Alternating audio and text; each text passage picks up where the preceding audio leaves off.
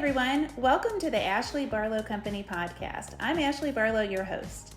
If you are a parent, a teacher, or someone who works at a school, or you're a community member, a volunteer, or a staff member at an organization that supports people with special education plans, a coach, a tutor, or even a grandparent, you're in the right place.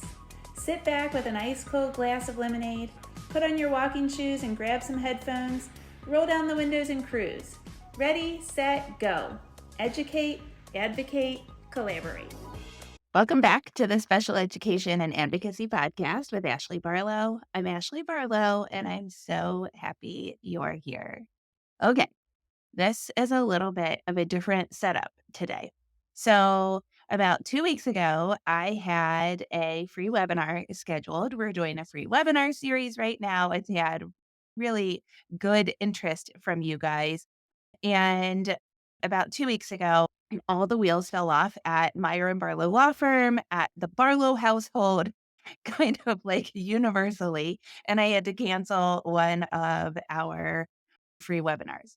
And and it was called Science of Reading, Is It For Me? And these are the slides that we were going to go through in that free webinar. So this is that free webinar, Science of Reading, Is It For Me? Now, what's confusing is the podcast episode that is just before this one is called Science of Reading, Is It For Me? And some of the information from that is loosely taken from some of these slides.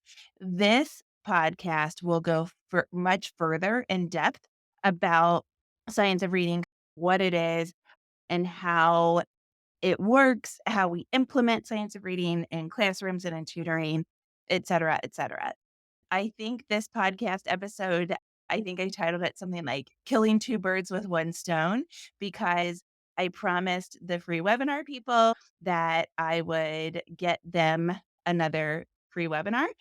So this is that makeup. And then it also is the podcast, because I was just going to pull something else from this webinar to do as this week's podcast. And I thought, oh, heck, I'll just record it and we'll put it in two different places.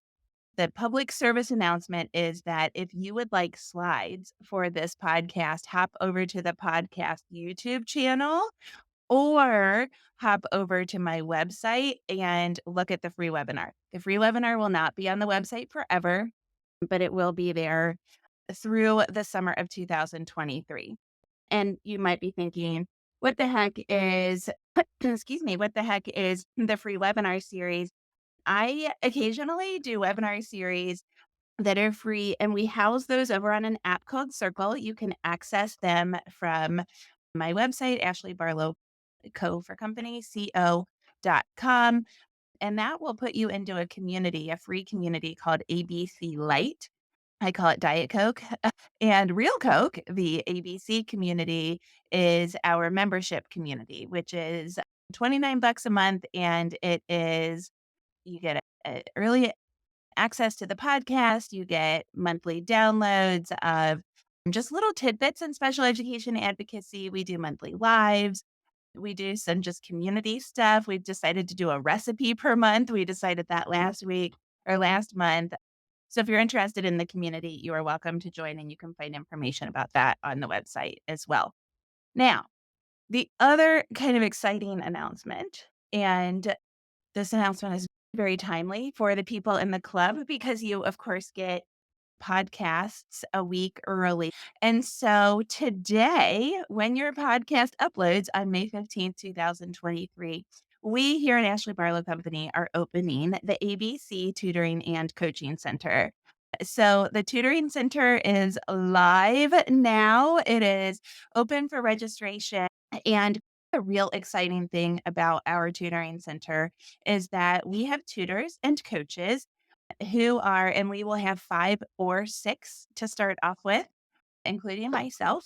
I'm going to tutor in Orton Gillingham reading 2 small groups, and I've got room for 2 individuals, although I think they might be full actually. So what we are doing is we are providing these tutoring and coaching services in the areas of academics, including reading, math, science, and social studies, executive functioning, behavior, language, topics like this.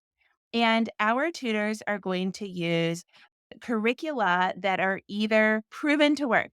multi-sensory, evidence-based reading. I'm doing Orton Gillingham, straight up MZ Orton Gillingham. I have another tutor that will do the Wilson program, which is an extraordinary program.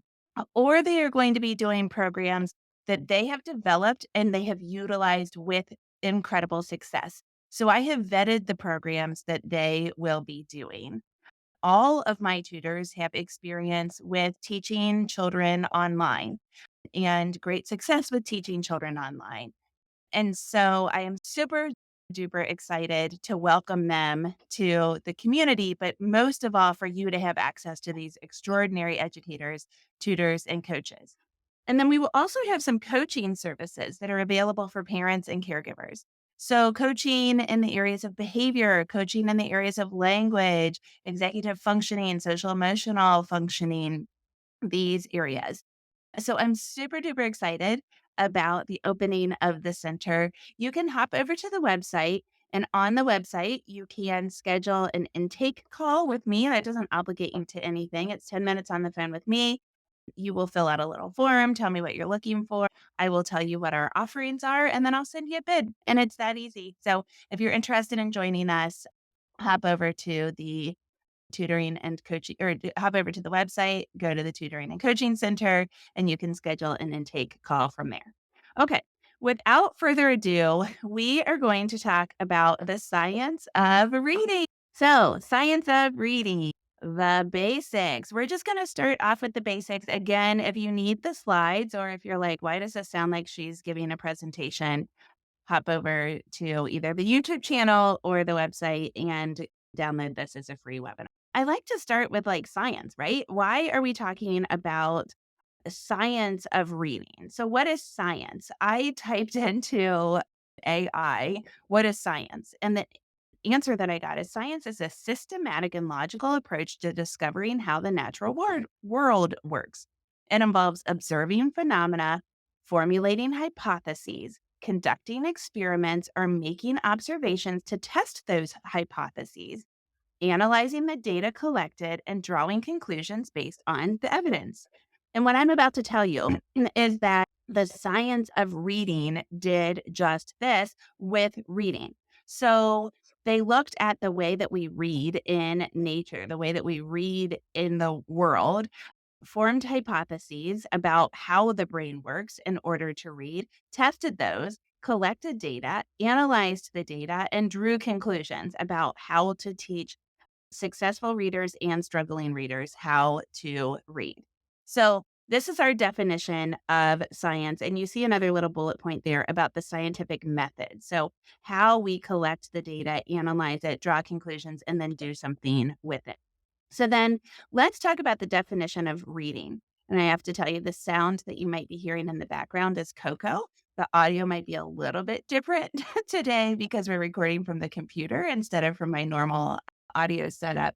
And Coco's got a bone here in the background.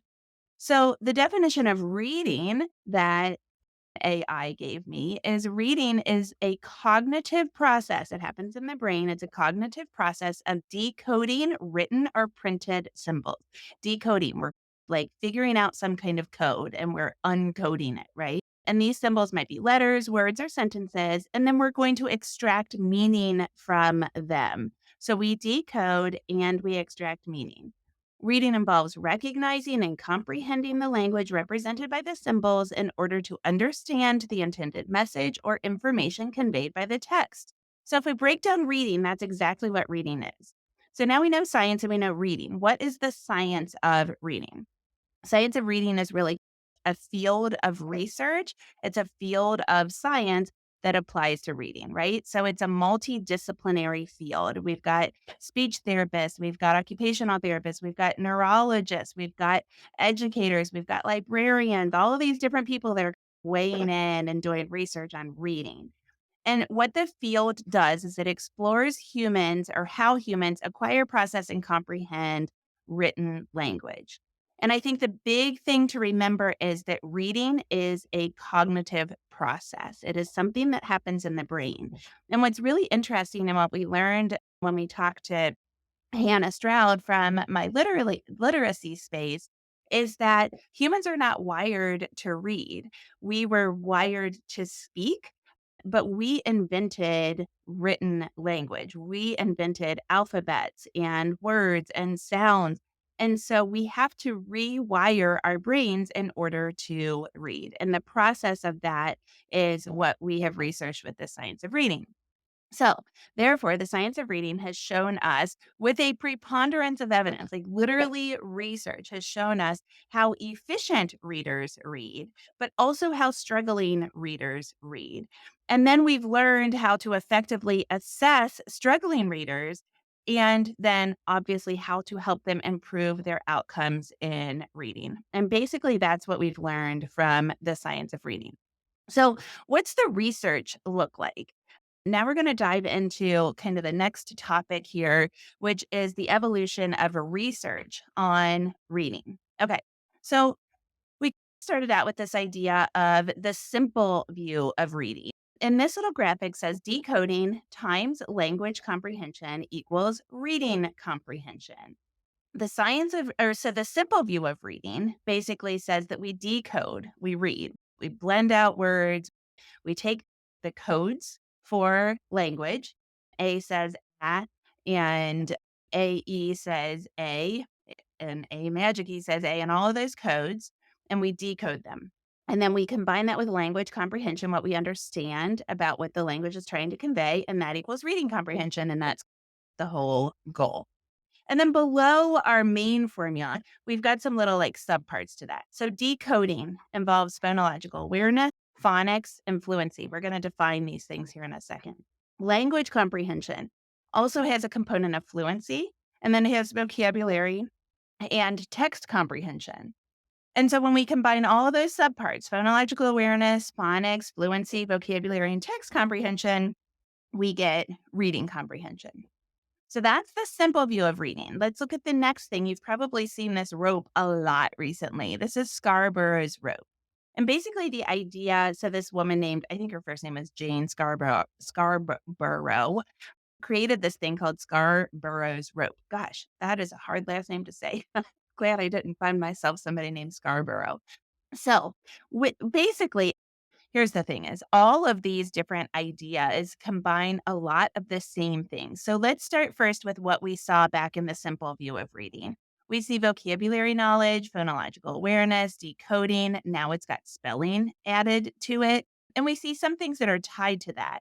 But we also see different things. We see background knowledge, language structures, verbal reasoning, literacy knowledge, and sight recognition. And the way that Scarborough's rope divides it is a language comprehension and word recognition. So if we look back to the simple view of reading, our two main ideas were decoding and language comprehension. In Scarborough's rope, we still have that language comprehension, but the second thing is called word recognition. And instead of including just phonics and phonological awareness and fluency, this word recognition has our decoding and our phonological awareness, but also sight recognition. The idea that we can, in fact, memorize some words by sight. There are some words that we will start to just know by sight. And language comprehension has additional components too. So we get background knowledge. Of course, we understand language better if we have experienced it. This is a really strong argument for inclusion, right? We're going to be able to read if we're exposed to more, if we get more language in our lives. Language structures. How does language work? Do we know where to put words in a sentence? Children with apraxia might struggle with reading because the words might not come out in the right order. That's the motor planning piece of it. Verbal reasoning. How do we reason with our words? How do we make sense out of words and make them make reason? And then literacy knowledge. Literacy knowledge. What do we know about the way that text is presented in a book, in a newspaper? The book has a spine. Here's the front cover. Here's the back cover. Here's bodies of literacy. This is fiction. This is nonfiction. All those things that the elementary school librarian teaches. So that's Scarborough's rope. Then we're going to come over to the active view of reading. This was presented in 2021 by these two folks named Duke and Cartwright. And in the active view of reading, we've got something that's got a big Venn diagram in the middle, and then it's got two little things on the outside. And the big thing about the active view of reading that I particularly is that before we read, we have to have active self regulation. And under active self regulation, they have motivation and engagement, executive functioning skills, and strategy use, parenthetically being word recognition strategies, comprehension strategies, vocabulary strategies, etc. So, what the active view of reading says is first, we have to be self regulated. And then we get word recognition, bridging processes, and language comprehension. So again, they take the two things from Scarborough's rope, word recognition and language comprehension. They do tease out language comprehension a little bit more and include things like cultural knowledge, verbal reasoning, theory of mind. How do you feel about the reading? Like what's your theory on certain things? And word recognition is almost the exact same. But they add in this idea of bridging processes, things that kind of bridge your word recognition and your language comprehension to make reading. And so that would include print concepts, reading fluency, vocabulary knowledge, morphological awareness, how we break those words down into morphemes, into little components. Graphophonological, semantic, cognitive flexibility. So, what's that? That means that the letters, sounds, and meanings don't have to be super rigid. And what do you have? Paper? Okay. Coco, my heavens, she's interrupting our podcast recording. She just has a post it note. It's fine. Whatever. I'm recording. So, graphophonological semantic cognitive flexibility means that we have some like fluidity in our sounds and our relationship with the sounds to words. Anyway, all of those things, word recognition and its subparts, bridging processes and its subparts, language comprehension and its subparts, as well as that active self regulation that feeds into all of that, then yields reading. So we have this really simple view of reading. And then we've got Scarborough's rope that goes a little bit more detailed.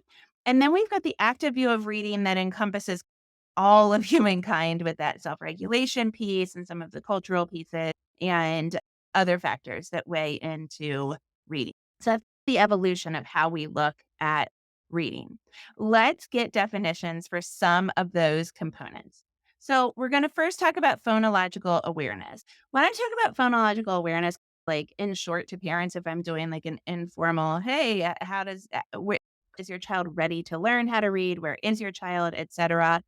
I'm going to say, do they know how to play with language? So phonological awareness is really your ability to like manipulate words and sounds and to play around with them. So, are they able to rhyme? Can they isolate different phonemes? Can we look at syllables? This is phonological awareness. One of the things is obviously we do rhyming. We might say, what's the last sound in cat? And that would be the t sound. If we moved that T to a P, what word would we get? We would get cap because the T changes to P and then we get cap. That's all phonological awareness. And phonological awareness has word awareness, syllable awareness, rhyme awareness, and phonemic awareness. Phonemic awareness, just to tie that back out, that is manipulating the individual phonemes inside the words. So that's like the cat to cap, that kind of thing.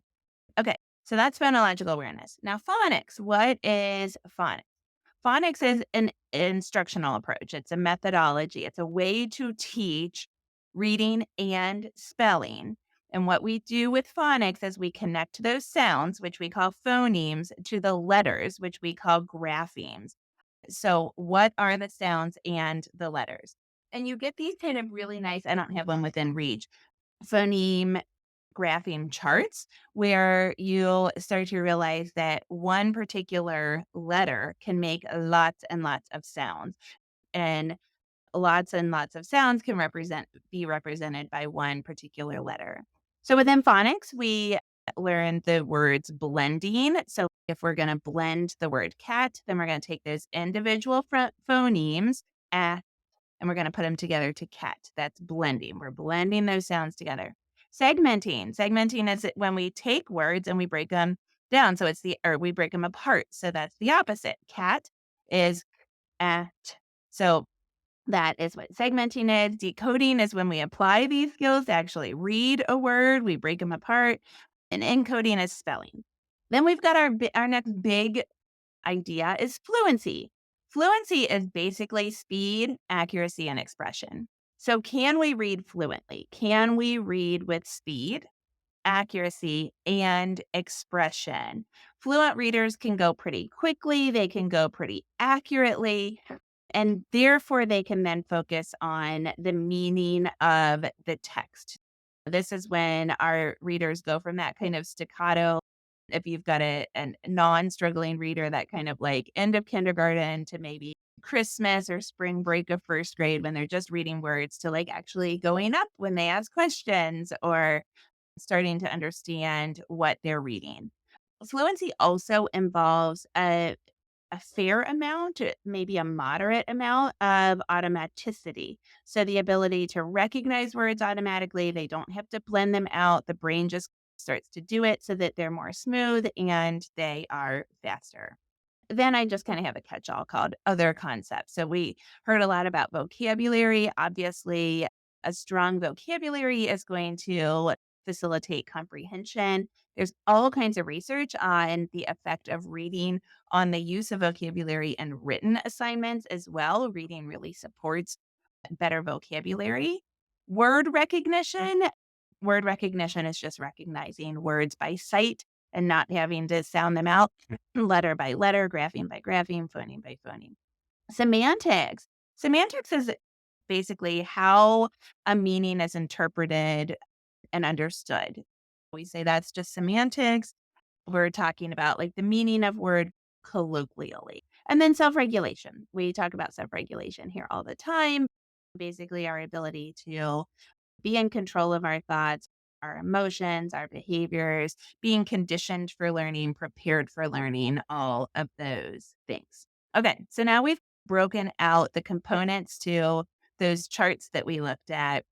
Let's dive into what the science of reading says about how we teach these concepts. Again, don't forget that there is a large multidisciplinary body of research that comes in and talks about how we teach reading. And I'm trying to do this really quickly because it's May and I promised you quick podcast episodes.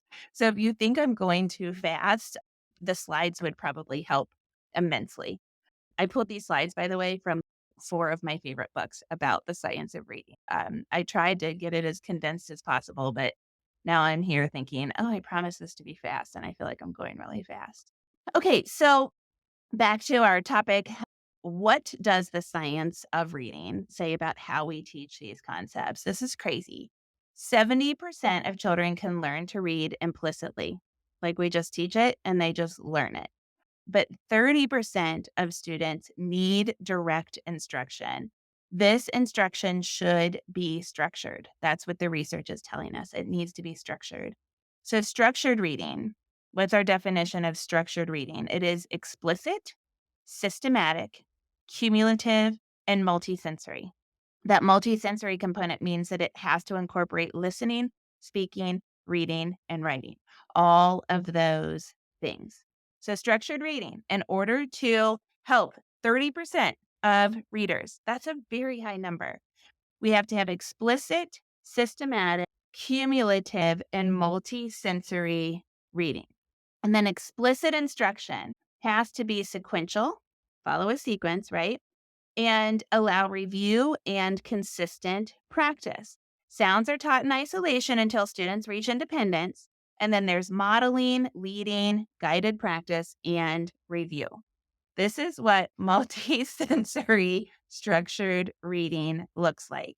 Those are the systems. What does it look like in practice? Before we go to that, let's talk about this ladder of reading and writing. This is from Nancy Young.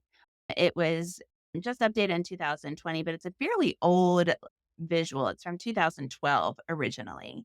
So, what does reading look like? 5% of readers seem to read like effortlessly. They just kind of pick it up. Like these are the kids that taught themselves how to read when they were 3 or 4.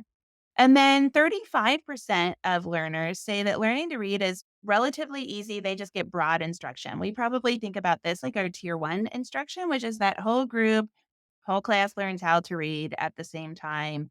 So that is structured reading. Now, or I'm sorry, that is whole group reading.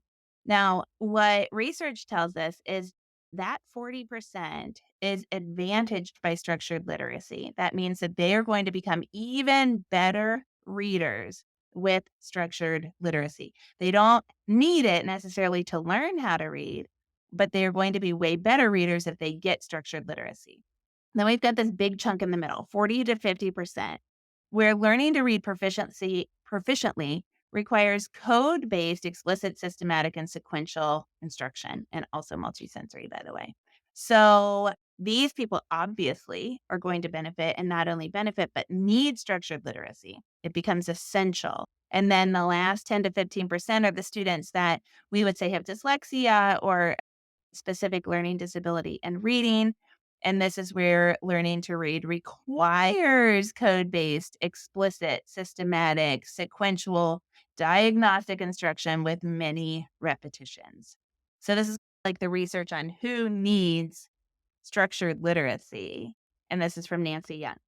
So, I said we were going to look into what works, why or how we do structured literacy, and of course, you've heard so much about Orton Gillingham. So, the Orton Gillingham approach is a language based, multisensory approach to teaching reading and writing that was developed in the 1930s, you guys. 1930s. This has been around for a very long time by Dr. Samuel Orton and Anna Gillingham. It is, in fact, structured, systematic, sequential, and multisensory, and it is designed to help individuals with dyslexia and other reading difficulties learn to read, write, and spell. And of course, what we have now learned from the research and from things like this Nancy Young graphic are actually this kind of structured literacy helps all readers immensely. The Orton Gillingham approach involves teaching phonemic awareness, phonics, decoding, fluency, and comprehension through a multi-sensory approach that engages students' visual, auditory, and kinesthetic tactile senses. This approach is personalized to the individual student's learning needs and progresses at the student's own pace. So that is basically exactly what we learned you needed. If we come back to any of our things, whether it's the simple view of reading that Scarborough's wrote or the active view of reading, we see the majority of those components in this description about OG. So that is why we advocate for Orton Gillingham multisensory reading. So that is a much more in depth dive into the science of reading. Like I said, we did it very quickly. When I schedule these free webinars, I plan to talk for about 45 minutes, and I gave you about 7 minutes at the beginning of this episode of chatting about the tutoring center, and we're only at 29 minutes. So that was a 22-minute webinar instead of a 45-minute webinar. I hope it was helpful. We will continue to dive into these academic ideas throughout the summer to launch the tutoring center, frankly, and also because I am seeing that access to academics is being restricted parallel to access to inclusive education. And I just find that it is incredibly important to highlight these things and to empower parents and caregivers and teachers and advocates with this information. So I hope that this has been helpful. I will see you next week, same time, same place. Have a great week. And don't forget to check out the tutoring center over at the website, ashleybarlowco.com.